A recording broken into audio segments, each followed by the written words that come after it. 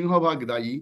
কিন্তু যে চারটি দল ক্ষমতায় গিয়েছিল তার মধ্যে বিএনপি, জাতীয় পার্টি এবং জামাত, একমাত্র জামাতের ব্যক্তিদের কোনো করাপশনের খবর আমরা এখন পর্যন্ত পাই নাই। আপনার কাছে আছে কিনা আমি জানি না।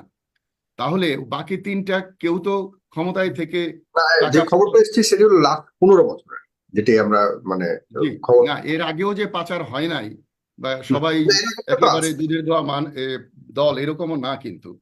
হুম। তো আর এই পাচারের জন্য যদি বলেন, আপনি তো মনে করেন 1 নাম্বার, 2 নাম্বার, 3 নাম্বার, 10 নাম্বার ব্যক্তি যদি পাচার করে, তাহলে সেটা গ্রাস লেভেল পর্যন্ত যায়। আপনি আজকে দেখেন প্রত্যেকটা সেক্রেটারি বাসা থেকে ইসলামিক টাকা ইসলামিক রাজনীতি করে বা ইসলামিক দলগুলোর কোন নেতার বিরুদ্ধে আজ পর্যন্ত আমি শুনিনি কোনো যে করাপশনের টাকা আমিও শুনি এটা নাই। এটা তো বাস্তবতা।